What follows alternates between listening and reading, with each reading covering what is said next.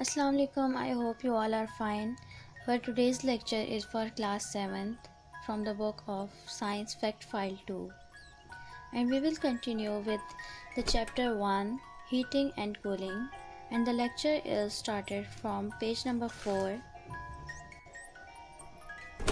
In previous lecture we have studied about the kinetic theory and how the movement of particles get affected by the temperature. In today's lecture, we will study about the kinetic theory effect on the substance behavior. We have studied about solid, liquid and gases and their movement. And now we will study how the gain or loss of heat can change the state of matter from liquid to solid or solid into gas, or later the backward process as well, how the gas changes into liquid and liquid gas changes into gas. Here we will move toward the studying of the change of state and how this state change is get affected by the temperature. Here we have 5 options over here. First one is melting, evaporating, condensing, freezing, and at the end we will discuss about how these state change remains the same about the mass, that how the mass is conserved the same time when solid is changes into liquid or liquid is changes into gas, but the whole mass remains the same. First, move toward melting. As we all know, the melting is the change of solid into liquid. While we provide temperature to any solid, that is convertible into liquid, that will convert into liquid, and if the solid is warmed, its particles move faster until some break free and become a part of liquid.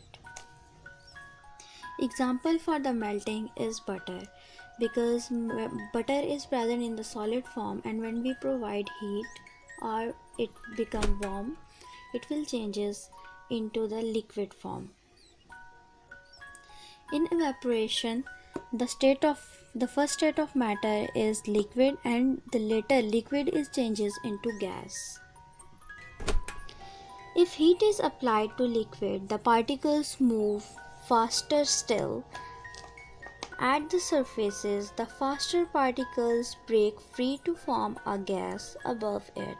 So that how in evaporation, when the temperature is applied to any liquid, it will changes from one state to the other state, and the first state, as I have told you, is liquid, and by providing temperature, that liquid is changed into gas.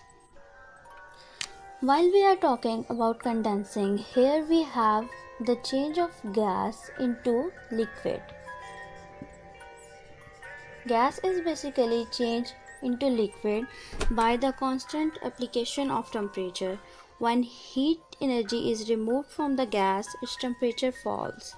The gas particles slow down and move faster, and they will move closer together. Eventually, they will come close enough to form a liquid. So that's how when the temperature is removed from the gas, its movement of particles becomes the slower, and they will come closer to each other, and according to the particle arrangement, it will change from one state to the other change, and the gas become liquid again. And its common example is the example of a pressure cooker, where after applying temperature, when we remove the temperature, the particles that are changed from liquid into gas, they again change by the gas into the liquid. This example is also seen when we cover any pot or any hot pot with a lid, and that lid will become covered with liquid. In freezing, the first state of matter is liquid, and it is later changes into solid. As a liquid cools, the particles slow down. Eventually, they will start to form a framework, which is like that of a solid. The common example is the change of water into ice. At the end, we will discuss about the conservation of the whole mass. Mass is conserved in these changes of state.